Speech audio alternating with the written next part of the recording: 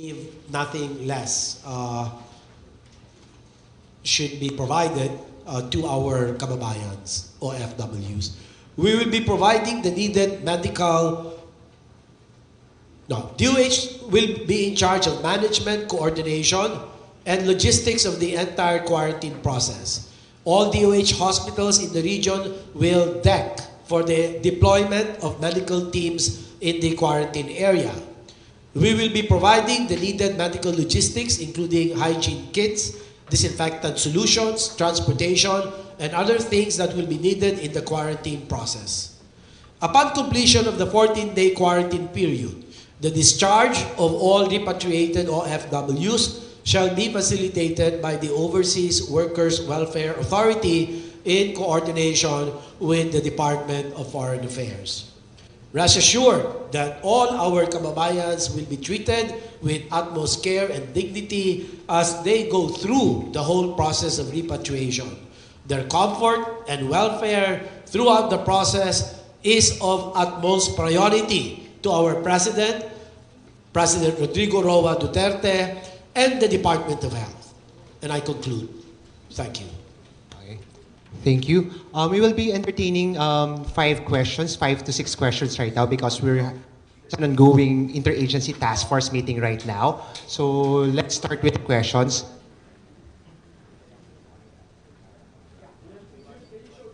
Prior to that, let's just show pictures of the facility.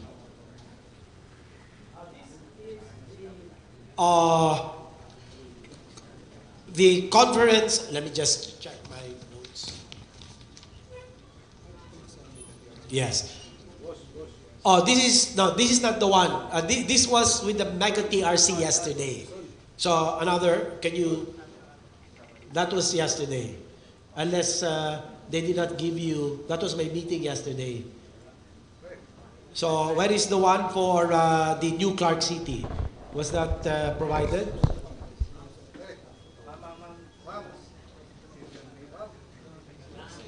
Okay.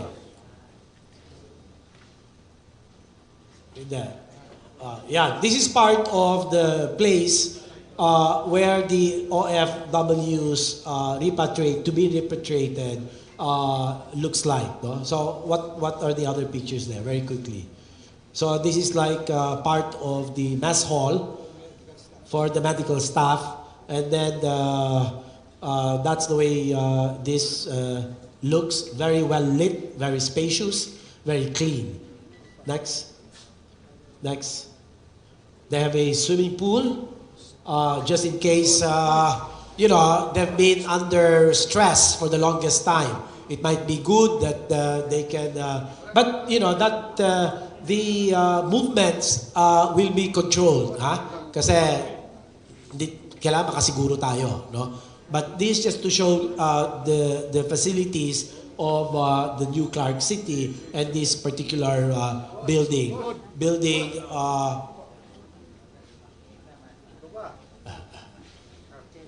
This is building B, no? Ito yung B.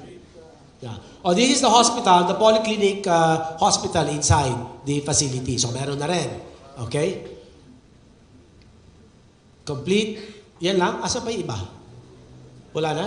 That is the meeting at the Clark Air Base where the plane is going to land on the morning of Sunday, very early morning of Sunday. Okay, that is a meeting with the administrator. We have the Bureau of Quarantine officers and the representative of the DFA on screen. So next slide. Yeah, this is the sample of the room. Okay, hindi nyo na-organize yung mga... What's the next? Wala na? Yeah, this is the bed. Hindi mo man lang pinakita yung aircon, baka hindi sila maniwala na may aircon. Wala na? Mau? That's it? Yeah, yung refrigerator, television.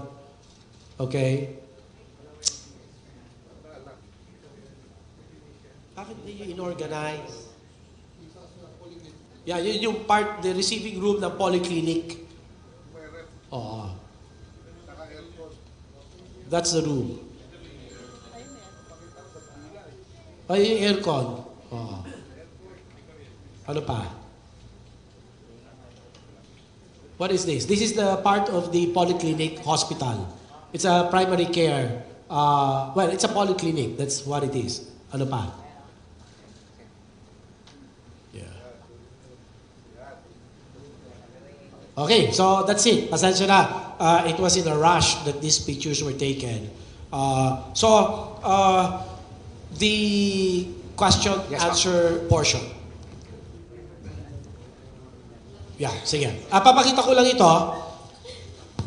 Yeah. This is the building. This is the building, building A. This is the building A where they will be.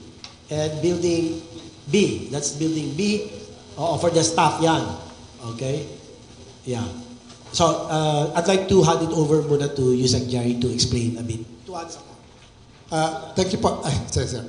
Actually, this is the complex that will be used for the quarantine. It's part of the New Clark City Athletes Village. And this building here, building A, is where our repatriates will be housed for 14 days. And this other building is where the other facilities, our medical staff, preparation of food, and all the other support personnel with isolation room if there is a need to isolate patients who will develop symptoms, hopefully not. So they will be immediately separated and brought to this room and immediately transferred to our hospital. So ito po yun. This will be cordon. There are constructions ongoing here, but the management of NCC is going to provide a wall here so that there will be restriction of movement of people and confine everybody within this facility. So yun po, the land, but there is very easy access from the annex to the New Clark City facilities. And our people, upon landing at the Clark Airport, will be transported by bus to the facilities. Thank you, Yusek Jerry. Yes, questions please. Yes, ma'am. Secretary Duque, you mentioned partly kanina na there will be restrictions. Ano po yung mga pwede at hindi nila pwedeng gawin while inside the facility, considering na they're under observation? The planning group will still have to come up with the list of do's and don'ts. Okay, so we'll wait. I don't want to preempt their announcement, but certainly there will be restrictions for better control and ensuring that they will not be contagious or all the preparations are being put in place with the end goal of ensuring that they do not put other people at risk, and that is why we need a controlled environment, so to speak. At yung airport po ay sa Clark International Airport na po. Tama po kayo. Next question, sir. Sir, just to clarify, we are using the Athletes Village of the New Clark City, which was used during the 30th Southeast Asian Games. Was it offered by the BCDA, sir, or it was the DOH who chose the facility? It was offered by the BCDA, and that's why I said in my press statement that we convey our appreciation to the BCDA for coming forward to offer their facility. So, sir, just for the record, why is it better than the Phase 4 of the Mega Drug Rehab Center, which is also kind of isolated from the community? Well, it's much more strategically located. One. Number two, the facilities are more complete. The ambience is very nice. It's well lit. It's open space, and So the rooms are with almost complete amenities, with refrigerators, television, individualized toilets, which is very, very good, unlike in Fort Magsaysay, where the toilets o yung palikuran ay dapat they will have to share the toilets, no? So this one, not to belittle the Fort Magsaysay's facilities. In fact, we continue to improve the Fort Magsaysay facility. So to be prepared, just in case there will be more to be repatriated, it's better that we proactively provide adequate quarantine facilities down the road. Sir, Ma'am Trish and Sir Gerald. sir, maybe some details about the repatriation. How many Filipinos already will be repatriated? When will they be repatriated? And at the same time, Yusek, do we already have the clearance from China? As of today, as of this moment, there is now 45 OFWs who have signified their intention to join the repatriation. We are, of course, there are two aspects to this that we have to fix. Okay? The first one, of course, will always be the exit permits of our OFWs, which we are fixing now. Of the group, there are 4 who have a problem with their immigration status, so that's being fixed right now. If the Chinese government is unable to give us the clearance on that day, then they will most likely be in the next batch if there is any. But insofar as those whose immigration status are updated and they have no problem, they will be brought to the plane side. Now, the agreement here is that of the 45 that we are supposed to bring back to the Philippines, they will again, as they are required by the Chinese Health Commission, they are required to undergo another check before they board the plane. And if they are found to be with a fever or any symptom of the NCOV, they will be taken by the Chinese authorities to their hospital, to their facility for treatment. And they will not be boarded. Okay. Aside from that, I understand that the Department of Health, through Secretary DUQUE, has also established protocols prior to boarding to ensure that our kababayans who board the plane are ready, in fact, to take the trip. So as of today, I'm reporting that we have already 45 Filipinos ready to go. Now, I also would like to report to you that today we already have our DFA team inside the hot zone. They have entered Wuhan City today, and they are there working on the ground, preparing for the repatriation of our OFWs. Unfortunately, I have to give it credit. I have to give credit to our people. They are on the ground and they're taking the risk because they're going on the ground really, basically bare without the hazmats. But they've taken on the task, and I salute them for doing that. But they are on the ground and they're talking now to the Chinese authorities. They are talking to our Filipino community there in Wuhan to fix the repatriation. The details of which are still being fleshed out as of today because there are a lot of permits and clearances that we need to follow. I just like to emphasize that the repatriation is not solely a Philippine-dictated procedure. It entails coordination with the Chinese authorities. It requires our compliance with Chinese rules on the containment of infectious diseases. So all of this, we are working closely with the Chinese authorities on the ground. And I'm also pleased to report that they have been very, very cooperative with our efforts to repatriate our Filipinos. Thank you. Sir, just for the record, we don't have permit from China yet. And may we know the tentative date of their arrival? If Well, there's any. we're working on a February 8th departure, and that will mean a February 9th early morning arrival.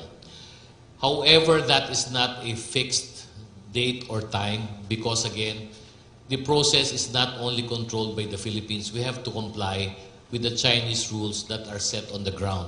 And we understand the reason for this. They also want to make sure that the protocols inside the hot zone are followed.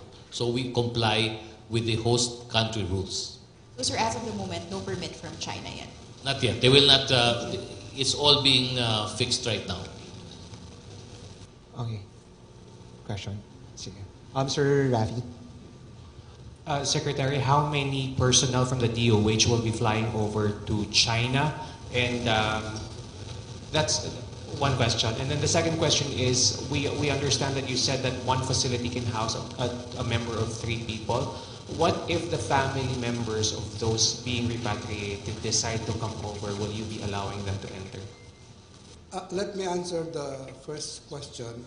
The number of personnel that will join the group that is going to fetch our people are 5. We have already identified the brave 5 personnel of DOH, 2 doctors and nurses. So they will be joining the flight that will go to China. As far as the spouses or family members, maybe I can pass the mic to Yusek Dulay. Yung mga spouses. On the spouses, if they are Filipinos, obviously they can join. Those who have foreign spouses, then remember that all nationals, foreign nationals in China, including Filipinos in China, have to secure the permits from the Chinese government.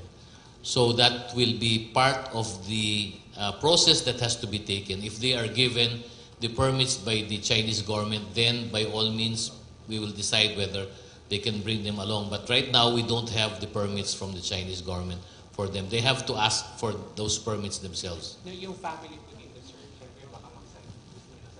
Okay. For the well-wishers, I think the DOH has made the protocols for that. Maybe they should answer that. For the well-wishers.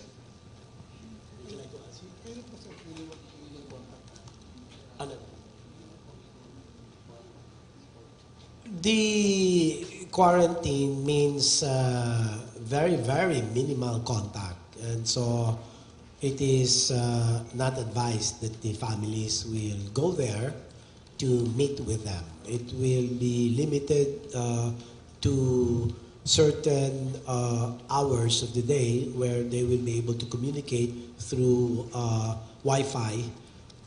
So there will be some kind of communications that will be ensured. So that's to answer your question. Okay, last 2 questions because there's an ongoing meeting. Janelle and then Aiko. Yusek Dulay. So you said that there are going to be, I'm here, there are going to be 45 that's the first batch. Do you have any idea how many Filipinos are in Wuhan and Hubei province and how many might want to be repatriated in the next batch? Well, this is not a forced repatriation. This is really a voluntary return. So Filipinos who would like to join and be repatriated is still open up to now. We can receive applications now, but so far we have not gotten any more than the 45. Okay. So we're waiting.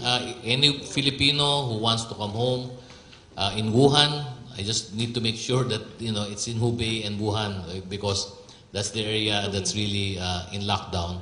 Can come home. They can join. Yes. Okay. Sorry, but have you made any projections as to how many trips there might be for repatriation? We take it a step at a time because if there's no one applying to be repatriated, then there's no reason for us to prepare for another repatriation flight. So we will, but of course we are always ready for that eventuality, but we cannot firm up any details of the next flight unless we know who many and how many are coming for the next batch. Okay, absolutely. Last question for DOH. How many health workers will be at the facility? How many DOH personnel and health workers? And also, Secretary Bello said something about a Filipina who died due to coronavirus, although he didn't say it was NCOV. Okay, do you have any news about that? Sorry, I have not been made aware. But how many health workers will be in the There will facility? be a decking system between 4 hospitals, the Bataan General Hospital, the Jose B. Lingad Hospital in San Fernando, Pampanga, the Paulino J. Garcia and Talavera, and the mental wellness general hospital in Mariveles, Bataan, 5. So they will go on deck. So exactly how many will constitute a team that will be made to go on duty is something that we will be able to determine as soon as the completed plans are provided. Aiko, last question. Secretary and also Yusek Dulay po, just like to ask about the quarantine period sa cruise ship on the Filipinos and meron nag-positive po dun. Just like to ask, sir, if pagkatapos ng quarantine period there, will they be allowed already na bumaba sa barko and have again their normal operations? And for example, if an OFW or a volunteer attorney comes to the Philippines but quarantined na po siya doon in China, for example, back to zero po ba yung quarantine niya dito or tuloy po yung hindi niya po natapos sa ibang bansa? I didn't get the question on the cruise ship. Can you run Yes po. that by me? Yusek, there's an ongoing quarantine period po. That's There's right, a yes. cruise ship in Japan. Yes. And a Filipino was tested positive of Yes. 2019 NCOV there. Yes. Yung after ng quarantine period nila, will they be allowed to have their normal operations again pagbaba po nila dun sa cruise ship? Well, I think that is for the Japanese Ministry of Health to decide. Our Tokyo embassy is in constant touch not only with the Japanese ministry, but also with the Filipinos on board. So we are waiting for the results of the tests being done. I understand there's still tests being done by the Japanese Ministry of Health. Whatever happens after is really the call of the Japanese ministry. If they decide to allow the cruise ship to berth or not, that's something that we leave up to the Japanese authorities because they have jurisdiction over that particular matter. And yung regarding naman po dun sa volunteer attorney, sir, if ever the volunteer attorney has undergone quarantine period there sa China, tapos gusto po niyang umuwi, will he be allowed to be quarantined again? Itutuloy po ba dito? Or back to zero po siya sa quarantine period? Back to zero is our policy. They have to be quarantined. Okay, last question. Last question na po talaga. Ako na magtatanong. Sir, may info about a Chinese national who flew from Manila to LA via PAL and is now positive of NCOV. Do you have any information about that? Wala po. Filipino in LA. Wala pa po. Baka bukas tingnan natin. There has been no report submitted to the DOH Central. Sir, may patanong lang po. Bukod sa update sa PUI, sir, can we ask you to react on this? Filipino Nurses United had a press con this morning. They're calling for sufficient protective gear for frontliners, and they're calling for transparency of the government in disseminating information. Any reaction to this, sir? There has never been a time where the DOH has not provided the personal protective equipment where appropriate. We cannot just provide everyone with the PPEs if they're not really frontliners in terms of providing care to patients. So that the protocol is very clear with regard to that. And then the other one, more transparency. We couldn't be more transparent with the daily updates that we have been giving. If they have any brighter idea of what greater transparency is, they're most welcome to tell us, to write us a letter how we can further improve. Sir, just Okay, one thank more you very about much. cremation. Okay, very last, Cremation, very sir. last. Sir. Just an update on the cremation, sir. Do we now have a crematory that accepted the NCOV, the patient? Yeah, it's very unfortunate that the crematory owners have decided not to for not very clear reasons, though. So I have instructed the medical center chief of San Lazaro Hospital to coordinate with the public cemetery and see if the corpse can just be buried there, because the latest information is they don't have a cremation process there. So I'll just have to wait.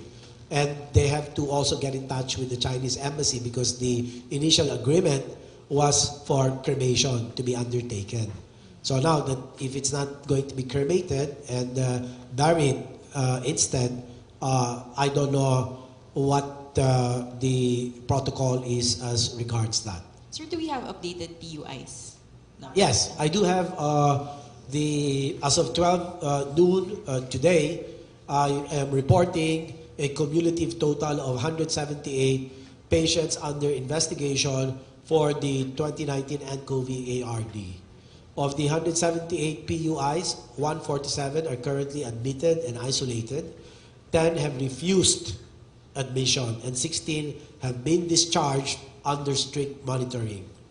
Out of the 178 total PUIs, 48, and I repeat, 48 have tested negative for 2019 NCOV, while 3 previously reported cases have tested positive and 127 results are pending. I urge everyone, including our PUIs, to please cooperate. Sama naman kayo, ha? Yung cooperation ninyo, napakamahalaga po ito na ang DOH na nagpupunyagi at nagpupursige para talagang atin mapigilan ang pagkalat nito. Kanya malaki po ang papel kailangan gampanan ng ating mga symptomatic patients or PUIs at kailangan po gawin natin ang kanya-kanyang papel o ang dapat magampanan para ang banta ng NCOV ARD ay talagang mababang-mababa o kung hindi naman ay mawala ng tuluyan. So, ngayon, sa kasalukuyan, kami po ay nakikipag-ugnayan sa Philippine National Police para talagang pilitin na itong mga PUIs who are refusing hospitalization to be admitted and managed properly. So, we are already coordinating with the PNP to compel these PUIs to agree to be confined and undergo isolation and testing. Okay, thank you very much. So that concludes our press briefing today. Let's just excuse lang our speakers because there's an ongoing EATF meeting right now. Thank you very much.